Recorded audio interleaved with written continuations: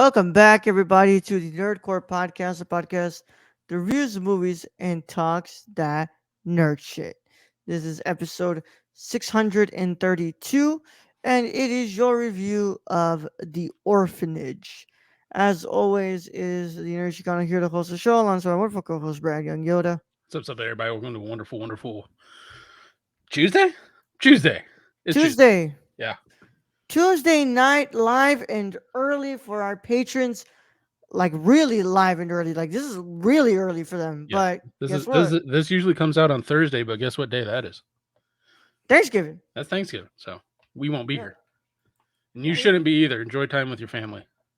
Yeah. Actually, make your like if you have to, what's it called?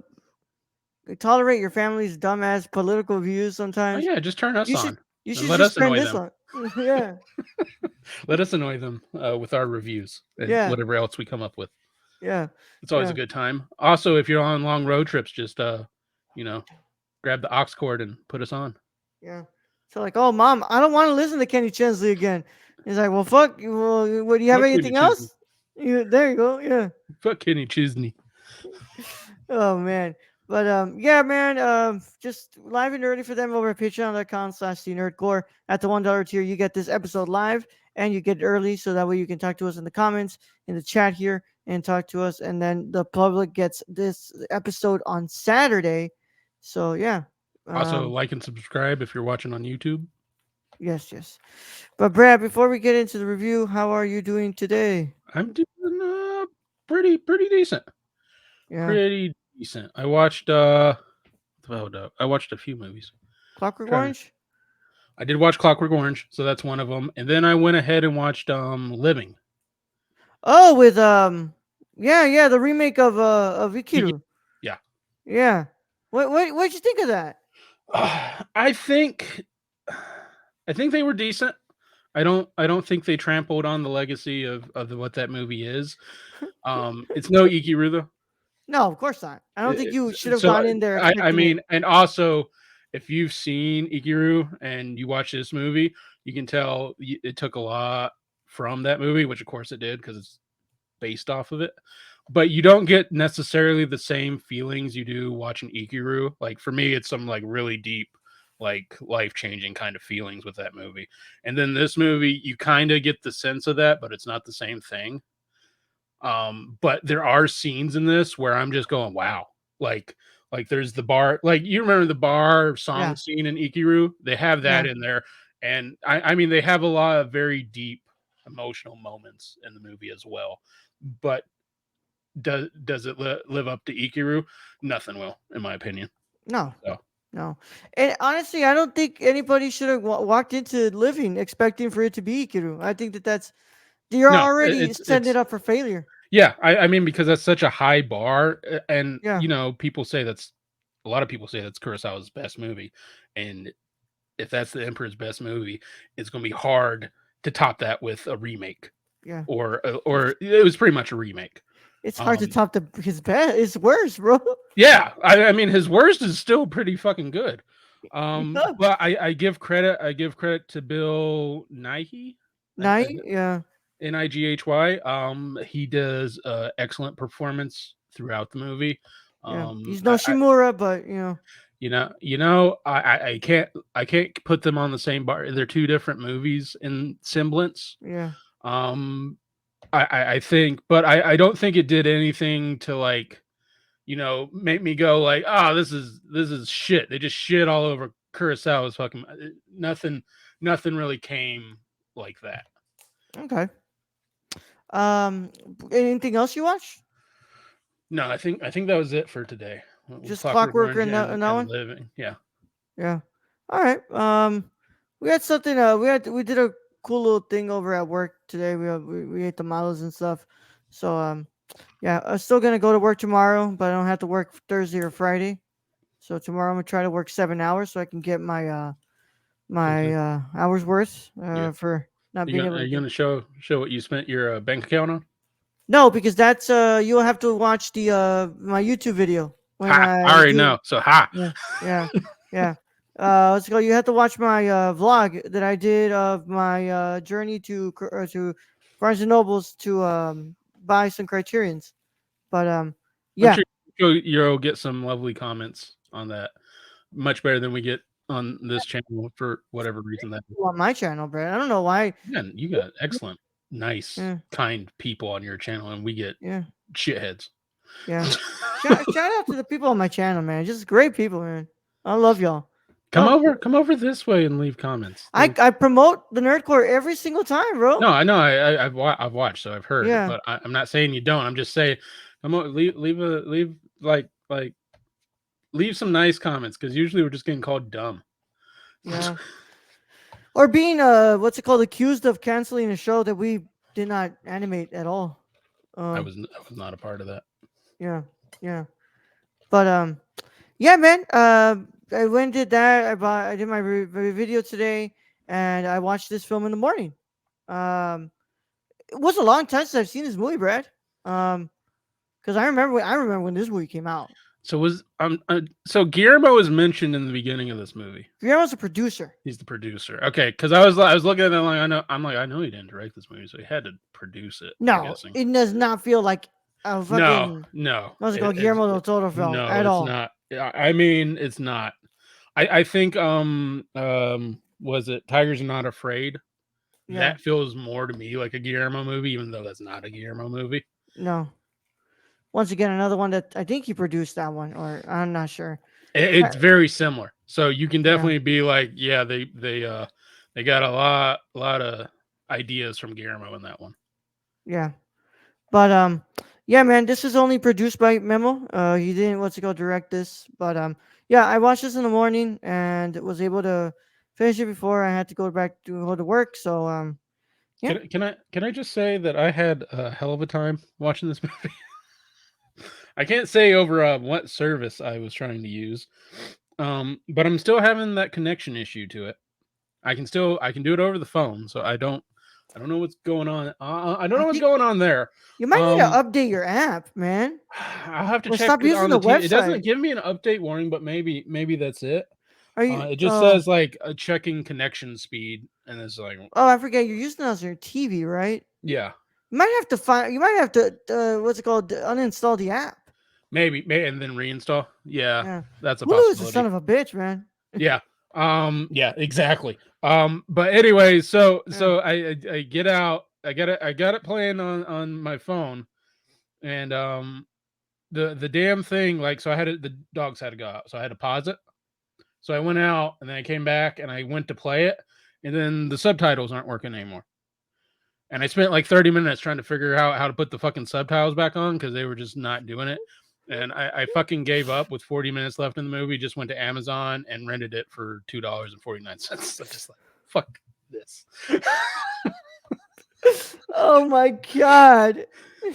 All right. Well, um, But I did watch the movie in its entirety in some yeah, form. yeah. You're like, I'm not dealing with this shit again. I'm tired. I'm, I'm tired. I'm old. I'm tired, and I work with children. Children. Yeah, my streaming services are just made by children. Yeah. Well, Brad, I'm glad that you at least got to watch I it. did. I watched the whole thing. Yeah. So, unlike the last movie we discussed, this is not come. This has not come out a year before our cutoff date. So, No, so you gotta put the spoiler warning. yep. So, in case you have not watched um the Orphanage and you care about spoilers, you should probably get out of here. But if you don't care, or you've already seen the film, then go ahead and stay. Either way, how any of that goes, this is your one and only spoiler warning, and it is in effect in a 5, 4, 3, 2, 1. All right, Brad, introduce us to J.A. Bayona's The Orphanage. All right, coming from our one and only source, Wikipedia. The Orphanage, or as it's known in Spanish, El Orfanato, Orfanato, Orfanato, Yeah, is a 2007 gothic supernatural horror film and the debut feature of J.A. Bayona. Bayona. Bayona. The film stars Belen Ruda, Belin Ruda. I gotta help you out with this one. I'm trying not to destroy because it's Spanish and I can like pronunciate Spanish. Yeah. J. Belen Rueda. Belén Rueda, thank you. As Laura, Fernando Cayo as her husband Carlos, and Roger Princep as their adopted son Simone. The plot centers on Laura, who returns to her childhood home, an orphanage. Laura plans to turn the house into a home for disabled children, but after an argument with Simone, he goes missing. The film script was written by Sergio G. Sanchez in 1996 and brought to the attention of Bayona in 2004. Bayona asked his longtime friend, director Guillermo del Toro, to help produce the film and to double its budget and filming time. The Orphanage is an international co-production between Spain and Mexico. Bayona wanted the film to capture the feel of the 1970s Spanish cinema. He cast Geraldine Chaplin and Belén Rueda, who were later praised for their roles in the film. The film opened at the Cannes Film Festival on May 20th, 2007, where it received a standing ovation lasting more than 10 minutes. It received domestic critical acclaim in Spain and won 7 Goya Awards. Have we heard of Goya Awards before? Yes, that is Spain's what's it called? Version of the Oscars. I just know the company. Is that the different Goya, name? you're thinking about the beans, bro. Yes. Okay, we'll talk about it. Moving later, including original screenplay and new director. Actually, I'm thinking about the soda too, because they have the Goya champagne soda, which is Yeah, and they have fucking the coconut delicious. water too, and Yeah, yeah, all that shit, bro, can't have anymore. Um, yeah. including original screenplay and new director on its North American release. The Orphanage was praised by English-speaking critics who described the film as well directed and well acted and noted the film's lack of cheap scares. Subsequently, New Line Cinema bought the rights to the film for an American remake. Great.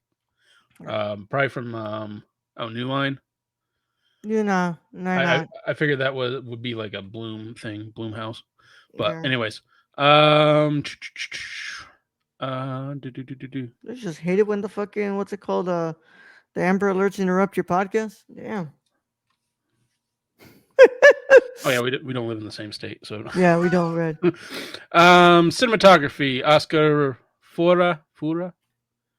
Edited Oscar Faura. Faura. Thank you. Edited by Elena Ruiz. Music Man, Brad, by you are just butchering the fuck out of this Elena one. Ruiz. Elena Elena Ruiz. Ruiz. I was close. Fernando There you go. Velasquez. As distributed by Warner. Look at that. Warner Brothers And Pictures Spain. okay, so it wasn't Warner Brothers Pictures and then Spain. So No, it's it's Warner just Warner Brothers Brothers Pictures Pictures Spain.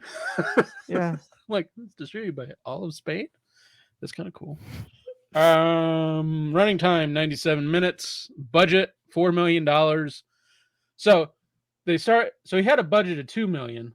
Like Yeah. apparently every debut, well, not every debut Mexican director's movie.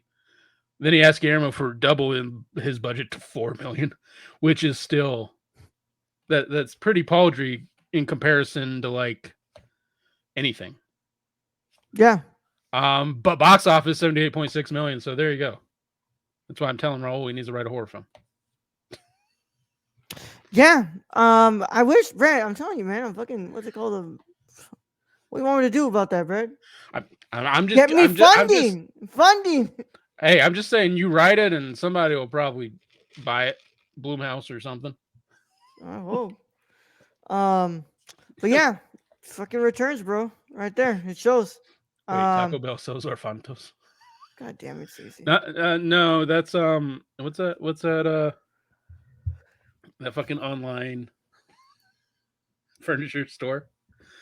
Which one of the many? There was an online furniture store that there was a conspiracy theory because they named all their furniture like names, like people names Oh, that they were actually selling like kids online. Jesus Christ. Wayfair. So Wayfair. All right. Well, But it was kind of weird. They had like beds named like Mary and like like Josephine or some shit. well, Brad. It was Stacy. It was.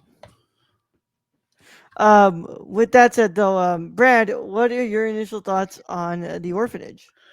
Um, I didn't hate it, but it was all right. Like I don't I in the horror spectrum, I consider this like in the realm of Tigers Are Not Afraid. I think Tigers Garrett, Are Not Afraid is better, though. I like Tigers Are Not Afraid better. The others, which also I consider better. This is kind of on the low end of the horror I've seen, and that I didn't hate it, but also the pacing was way off. It was a slow movie for me. Oh yeah, And some of the plot didn't make sense. Like the old lady kind of running around, and then it wasn't that like she was just trying to hide the fact or get the dead kids' bodies back from where they were stashed. Some stuff of this movie didn't really make a lot of sense. I did like the kind of twist ending where it's like, oh, she trapped her own child who had found the sack head. yeah. So that was the most interesting part I think of this movie, but it comes at the end, unfortunately. But like I didn't hate it, but at the same time, this is one I would want to watch again because I did have like this is one I chose. Like I really had high hopes for this, and then it kind of just fell flat. All right. Brad, it's been a long time since I've seen this movie. I remember this movie when it first came out, and I 2007. How old were you? Like 12? yeah, but no, my parents, my dad, what's it It was a called? joke. I Yeah, my You should have well, been watching Paw Patrol. yeah, no, thank you. My what's it called? You know, when you're Mexican, you're automatically a fan of Guillermo del Toro, bro. So I when the mean, name's attached, you're gonna want to watch this. It's been a long time since I've rewatched this, but I have to say, Brad, I actually really like this movie, Brad. yeah, I think it's a damn good movie. I think that it's one of the better debuts that I've seen. that I give him points for that. Like for a debut, It's really fucking good. I mean, it's Yeah, not that bad. like I I really mean, it's liked not the like it's not like what's the Guillermo's debut we watched? Chronos. Oh no, No, no, I don't put it up there with like Cronus or any of that. But I no. don't like I think it's like a good movie, but I don't think I've seen so much better just in this Oh yeah, category. And just in the Spanish overall horror yeah. theme. But I mean, I think that it's a really good movie. I think I really like the cinematography. I love what he does with the lighting here. Um, it does remind me of the realm of like the others, Yeah. like in a way. But that might be a bit of the recency for me. You know, Because we having just already watched the others what a last month ago. month. Yeah. Yeah. So maybe it's that, but I think that it's a good movie. I don't think the performances are anywhere near being uh like I'm not like the performances are nothing that I'm writing home about here, but I think what is really like that I'm writing home about is the technical prowess here, the craftsmanship. I mean, the story overall for me, it actually works kind of well, and it's actually just a really, really sad, depressing. It's a very sad. It's This real is right up sad. Roll's realm. This is a sad, Yeah. depressing kind of film. Like the fucking so red, like the mom, what's it called? Like kills the kid? Or what is it again? Like So no, you're thinking the others. others, yeah, I'm sorry. It's easy. It's easy to get them. So well, technically, kinda. So okay. So you got so you're at the party where Yeah. they invited all the kids who might want to come stay because they're reopening the orphanage as kind of a Yeah. disabled kid care center. I guess that's what I could call it. And her son who has well, he has AIDS. Yeah. He's adopted. So if you haven't watched the movie, but at the party, you remember you had, and this is where they play it very well. Is you have the kid with the sack over his head Yeah. and the old kind of timey looking clothes, and for some reason nobody notices this kid. So when they say nobody notices this kid, I don't know how you don't notice a kid with a sack on it, like a potato sack on his head, but nobody notices him. So it makes the viewer think, oh, that's a ghost. That's a ghost like all these other ghost Yeah. children. Yeah, he's just being and held what downstairs. basically ends up happening is what we think is the ghost that slams the mom's fingers into the door, which is also a very horrifying scene for me because Ugh. it's like no, and then she has to pull the nail off. Which, by the way, you can tell this wasn't directed by Guillermo because her pulling the nail off was kind of far away. Guillermo would have been right on that nail when it got pulled off. Yeah. Yup. One um, hundred and percent agree, Brad. and so the kid runs off, and when she finally gets out, she's looking all over for Simone, and she's just going through everything. And when she opens that closet, um, everything like falls over, and basically Simone had been hiding in that room, and so he couldn't get out. Yeah. And so for months he was just in that room, and he was trying to get out, and on one of those attempts he was trying to get out, he fell off the stairs and got injured and died. An orphanage party. Someone called Christian Cage. Yep. Yep. I know that joke. I know that reference. I know that reference. Yeah. Um. And yeah, it's just like the whole time you're kind of led to believe like, oh, it's a ghost, right? And it's like, Yeah, no, that's what this I kid's thought. I'm just like, oh, it's just a downstairs, ghost kid bro. because nobody else fucking noticed the kid with the potato Well, sack on his they head. also like fucking bullied him. Like kids bullied him because he was what's it called, deformed. Well, and I guess another good part about the story is you have this other storyline with the old lady, and you all thought that maybe she kidnapped him because she was on the grounds at the time, but she was Yeah. just trying to get the bodies of all the kids she murdered. This is a very depressing Yeah. movie. But it's like I said, it's so good, bro. Like I thoroughly enjoyed this story. I think that it works well. Do I think it's paced good enough? No, I think it's Uh, kind of I draggy at that times. that's the thing though is we've seen better movies. Yeah, And I I've think seen that's them do the better. issue is like you stack this up with Tiger's Not Afraid, any Guillermo movie, um the others, like it doesn't quite hold up to those. In Yeah, itself, it's a good watch, but I'm not going to watch this like every year for like yeah. around Halloween. No, no, no. Whereas like the others, now it's a mandatory watch for me. I think that's the Yeah, one that I want to watch for like every Halloween season. But yeah, man, I still think it's pretty good, man. And I for like a debut, that's what I think is the most impressive to me. I think that it did well. it's the guy's first movie, and he Also already has a also really yeah $4 million.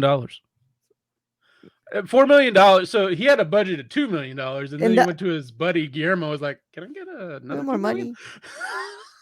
Can I please have some more money, sir? Like it's expensive. It's 2000. It's 2007. Like things are a lot more expensive, Guillermo, than 10 years Yeah. ago when you filmed on 2 million. Hey, Brad, this movie did wonders for him because guess what? This guy ended up going to direct fucking what's it called? Um, what's it called? What Jurassic World: Fallen Kingdom. There you go. And that Yeah, I mean, huge successes on those yeah, parts. yeah, yeah. You ended up going to like you ended up doing that, and yeah, that's kind of like well, not yeah, but like he's done other films, but he went on to get like his big breaks. So I mean, Guillermo's got a whole crew up oh, in there. and he directed 2 episodes of The Rings of Power, Brad. Oh shit. There you So go. this guy, what's it Yeah, called? This he's did doing wonders well. for him. Yeah. No, Guillermo has his whole crew of like Yeah, directors and actors and all that. yeah. But yeah, man, I think the movie's good. Like I really do. I just think the performances are nothing to write home about. I think that the spacing is kind of lackluster there. I think that a lot of it is just kind of depending on that Can, second act being so fucking draggy. yeah. But Can I just say I so at towards the end of this, right when the mom takes the child's pills and kills herself, and it's a very like a loving moment there where it's like, hey, can you take care of all of us now that you're dead too? And it's like, sure, I have nothing better to do, I'm dead. yeah, And but it's after that, and you just start thinking like the dad is going to walk in on this is going to be the weirdest, like this is going to be like, they don't show it, thankfully, because that would probably be the most painful thing in this whole movie is that dad or the husband walking in and seeing his wife, who he just was like, okay, I'll give you 2 days to look around, see what we can do. um because she's still believing the child's alive after all this time, holding the emaciated, like lifeless body that's been dead for 6 months of her child. That's got like, I'm glad they didn't show that Yeah, because that would just be like, yeah. We just put the it- fucking nail in the coffin, huh? yeah. I'm glad they just went to the straight uh to the cemetery with the stone with the gravestone. Yeah, And I'm glad they went with that because that man is going to go right from there and need therapy. yeah. But like I said, Brad, good movie. I'll give it just straight up 8 out of 10, Brad. I think it's got damn good what's it called cinematography. I like the lighting especially. I like the story. I think it's a really interesting story about like that mixes those horror elements well. But I just think that what holds this movie back the most is just that second act feeling so dragged out. Yeah. Yeah. I'm going to go a little lower. I'm going to give this a 7 out of 10. All right. Damn. Okay. Yeah. All right. Hey man, it's a debut, and Man, no, damn. I don't put like, and I might rewatch this and like this a little better, but it's just, I was hoping for like that feeling I got when with Tigers Are Not Afraid when I Yeah. when I first watched that, because when I first watched that movie I was just blown away. And I don't know if that was a debut or not. I think That I was a think it was debut, Brad. that was a debut. Yeah. So just the fact I was totally blown away by Tigers Are Not Afraid. And this Yeah. one, I wasn't blown away. Like it's good, like it's really good, but I wasn't like feeling those same feelings with this movie. Yeah. All right, man. Well, that concludes our review of The Orphanage. And as always, you can go ahead and keep up to date with us on the nerdcore.com, Twitter at the nerdcore underscore, Instagram at the nerdcore, patreon.com/the nerdcore at the $1 tier. You get access to this episode and other episodes of the Nerdcore podcast live and early before anybody gets to watch them in the public sphere. And of course, we want to thank you all so much for watching this. If you're on YouTube, if you are, please consider subscribing to the channel if you haven't. And go ahead and click that notification bell so you don't miss a single piece of content that drops on the channel. And leave a like on the video as well, please. If you're listening to this on the audio side of things, go ahead and leave a 5-star review. That would help us out a lot. And follow us on your favorite podcast app of choice. And of course, like I said, y'all, it's going to look a little weird next week because of Brad, but we are trying to try this. We're going to try to get Clockwork Orange done on Sunday. And hopefully what's going to have that for ready for you all for Monday. And then after that, I think just some of those Patreon stuff is going to just have to bleed into next month. But for now, just stick with us. Sunday, we should have. Sunday we'll have Invincible for you guys. Invincible season 2 episode 4 review. But for now, just I don't know how it's gonna Play look, it by Brad. ear. Play it by ear. Play it by ear. Play it by ear. Yep. I still have not heard anything about what we're doing for Thanksgiving. So I'm just playing it by ear, bro. I'm playing it by ear. So Brad, tell them about our wonderful producer Shane. You can follow our friend Shane at twitch.tv/xsrk or at Twitter at thrifted.il, or go buy something from the Suppy God at presentcityvintage.com. Support your small businesses and order something from our friend Shane. And straight. And of course, thank all our Patreon supporters because they're the ones who make this possible. Without them, we don't get to do this stuff. And of course, we will see you all in the next one. But for now, Brad, let's go ahead and get him out of here. All right, Raul. Thank you for being host as always. Thank you to Stacy for joining us in chat today. Thank you to everyone else who joins us in future chats. Thank you to all the listeners out there, all our Patreon supporters. We appreciate each and every one of you. And to end this episode, all I have to say is uno, dos, tres. Young Yoda out.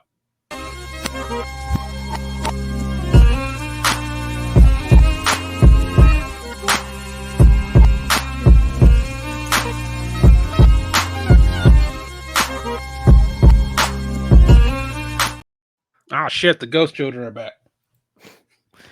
Uno,